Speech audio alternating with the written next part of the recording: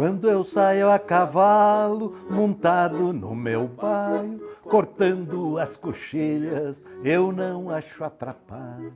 Com a gaita na garupa, pois eu aí sempre tenho, vou dizendo que saio, só não sei é quando eu venho.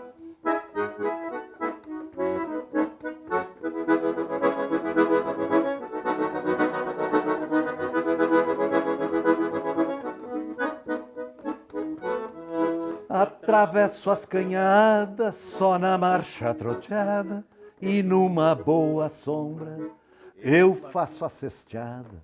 Eu abro a minha gaita e dou uma cantada de coxilha em coxilha, só se ouve a zoada.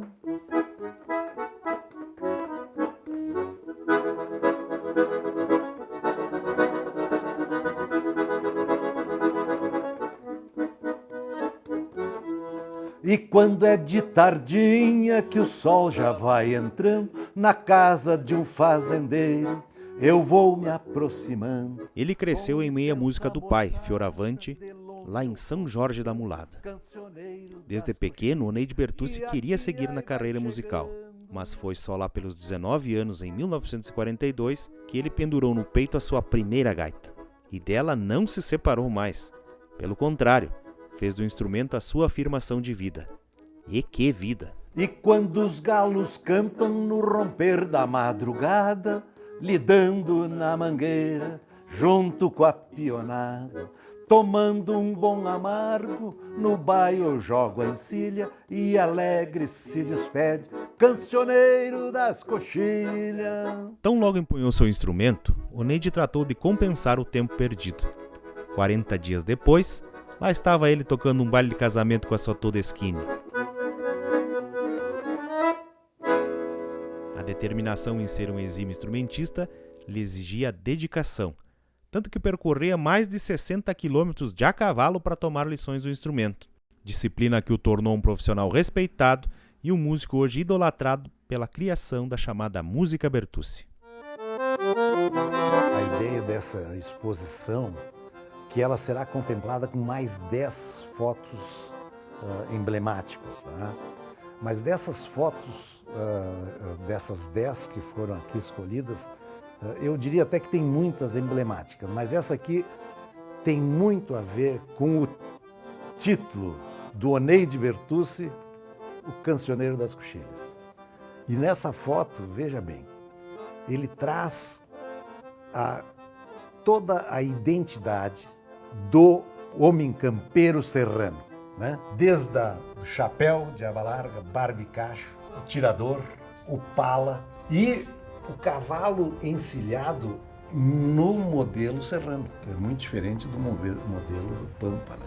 Sim. Que não usam o pelego grande, não usam a badana grande, né? E também, muito emblemático, é o cachorro companheiro. O peão não sai para o campo para ver como é que está o rebanho das reses, do gado, sem levar 1, 2 ou 3 ou 4 cachorros junto. Né? Então o capricho também do campeiro com o seu cavalo e seu cachorro. E no caso aqui, parece que o velho dizia, não, daqui eu vou sair para o mundo. Porque essa foto, vamos dizer, é uma foto praticamente perfeita, em todos os seus detalhes. Né? Do ponto de vista antropológico, daria para estudar uma série de coisas aqui. Desde como é que era a crina do cavalo, como é que botava o laço nos tentos, os arreios, né? E para coroar essa imagem toda, a gaita Todeschini, que foi a sua companheira na vida inteira. Ainda naquele 1942, ele fecha o ano emplacando na memória coletiva o tal do sucesso, a sua primeira composição, Cancioneiro das Coxilhas. Ficou tão popular que a música virou a sua alcunha. Por esses pagos do Rio Grande, ele já era o próprio Cancioneiro das Coxilhas, pois foram os laços familiares que seguiram reafirmando o DNA da família na música. Qual é a música que mais se lembra teu pai, Dalton? Olha, ele tinha uma música que ele gostava muito, eu acho que ele tinha uma história com essa música, que era o Tango Inspiração. Né? E ele usava, então, essa técnica especial que tinha na gaita dele para fazer o solo, né?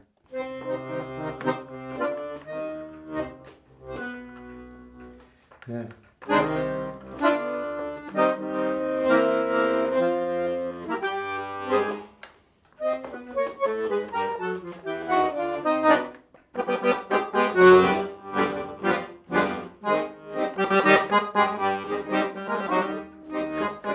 Então, esse tango, ele adorava tocar esse tango.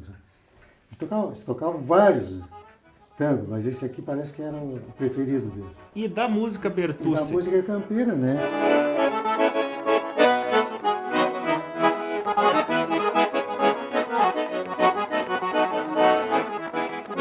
Em 49 se junta ao irmão Adelar, surgindo assim os Irmãos Bertucci.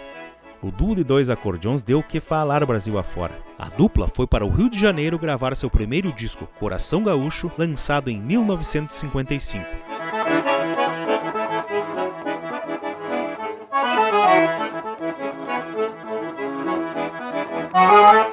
Colecionaram sucessos.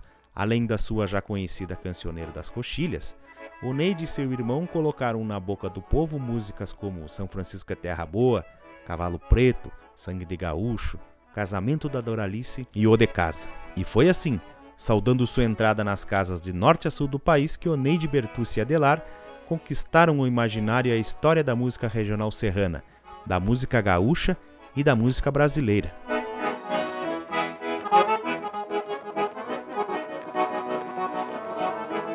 Com o fim da dupla em 65, Oneide segue nativa, formando então com o filho, o acordeonista Daltro, a dupla Os Bertucci, a qual segue até 68, quando se achega mais um integrante, o grande Paulo Siqueira.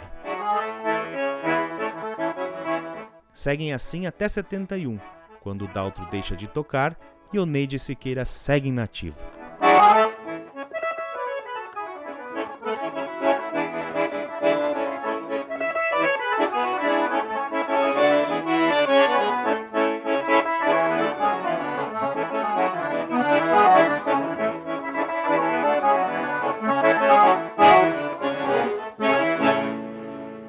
Os dobrados era muito tocado nas festas, né? Essas festas do interior, nas procissão.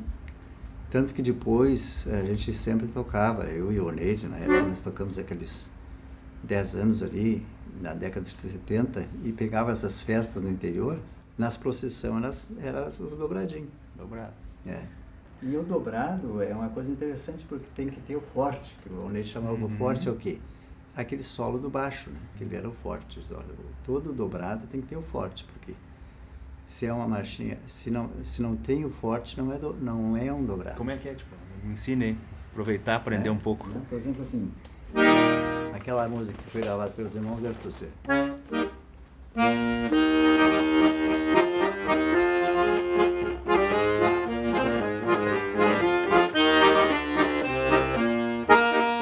É possível ver na trajetória de Oneide Bertucci a configuração de um verdadeiro ativista da música, tanto que seguiu tocando em vários conjuntos e formações até a sua morte.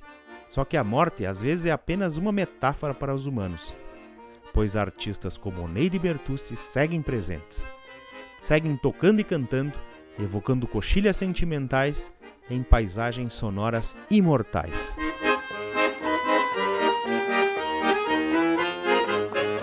Forte. Não, tem muitos casos, né? Mas esse é fantástico porque mostra muito, vamos dizer assim, a postura do Oneide perante a sua própria figura, né? Certa vez, uma das primeiras vezes que eu vi a Caxias, nós viemos com o intuito de comprar uma fatiota, que era hoje é o nome antigo de Terno, né? Mas Casa Gaúcha, tinha uma casa ali na Sinimbu. E vínhamos vindo e passamos em frente ao Clube Juvenil. E o pai, como sempre, andando de bota e bombacha, que era o traje que ele tinha. E estamos passando e tinha um grupeto assim de gurizada ali, sentado ali na esquina do Juvenil, né? E ao passar, alguém disse, olha aí um boi de bota. O velho deu uns passos, eu acho que talvez para pensar na reação que deveria tomar. Voltou e disse assim, tem alguém que viu algum boi de bota aqui? Ele debota ali na frente dos caras. E os caras, não, e tal, e daí correram tudo lá pra dentro e o velho ficou sozinho. Mas, essa gurizada, né? Não sabe de nada. Não, eu não conhecia esse cartaz aqui. E o Oneide escreveu com a letra dele aqui, ó. Este foi o melhor conjunto gaúcho que o Rio Grande do Sul teve até 1977. Dali para frente não se sabe, né? Então ele revendia esse instrumento. Ele pegava a preço de fábrica e revendia a preço de loja para as pessoas, né? Então ele ganhava a comissão dele. Aqui está uma prova das encomendas que ele fez. Tem uma data ali, tu viu? Tem 66. Itá, cidade de Itá, Santa Catarina. Como é que foi pra ti conceber o memorial lá dos irmãos Bertucci? Bom, vamos começar pelo privilégio, né? Porque quem é que no mundo teve o privilégio de dizer assim, ó, tchê, vai fazer um monumento aí para a história do teu pai, dos irmãos Bertucci, da música Bertucci? A segunda coisa, assim, que o processo foi muito interessante, sabe? Aí eu, conhecendo totalmente a história da música Bertucci, né? Eu concebi assim, em cima do morro tem um obelisco de 30 metros de altura, que significa um marco na história da música do Rio Grande. Para chegar a esse ponto, lá em cima, no topo, não se cai de paraquedas, tem um caminho. Então, da parte plana de baixo até a plataforma, são 4 etapas da vida profissional deles. A primeira, as origens, com a banda do Vô Fioravante, com a banda da família. A segunda parte é Oneide, os irmãos Bertucci. A terceira parte é Oneide e Adelar com os seus conjuntos. Então aí entra o Paulinho Siqueira, entrou o Daltro, entrou o Oscar dos Reis, né? A terceira etapa da música deles. E a quarta etapa, quando tanto o pai como o Adelar não quiseram mais aquele compromisso de levar os músicos, de levar a aparelhagem de som e tal, então eles passaram a se apresentar solo. Chegavam no lugar, lá já tinha um conjunto que ia tocar o baile, já conhecia as músicas deles e tal, e faziam a apresentação solo. E então, vamos dizer assim, essas são as 4 plataformas que tem lá que levam ao significado, vamos dizer assim, síntese, a síntese, né? Que é um marco petrificado lá em concreto para a eternidade, né? Do que eles significaram para a música do Rio Grande do Sul. O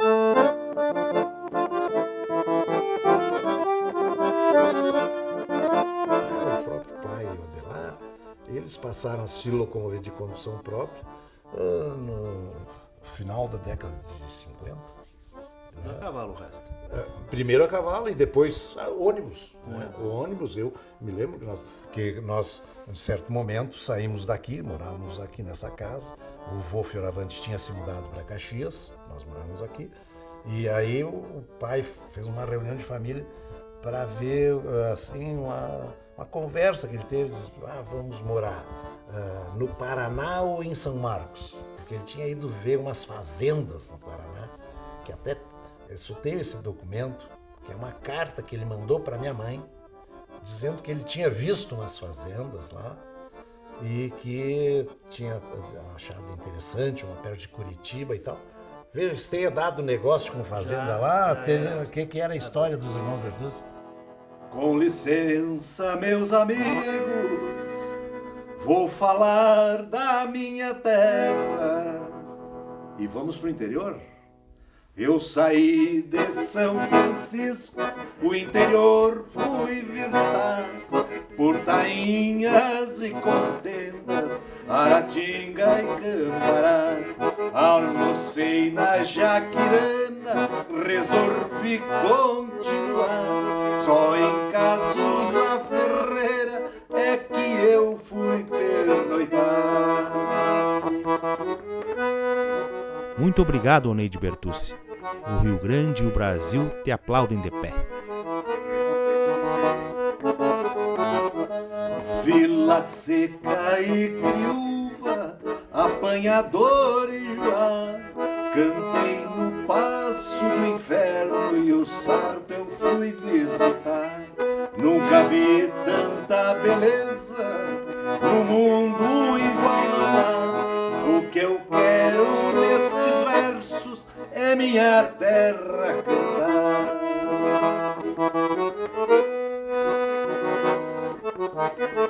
Esses são os dois versos que não foram gravados na versão original. O tropeiro, minha gente, deixou saudades. Quantas vezes eu ouvi o badalar dos cinceiros, o grito do tropeiro, o reiador estalando e a tropa passando. E lá se foi o tropeiro, assim como nós cantamos.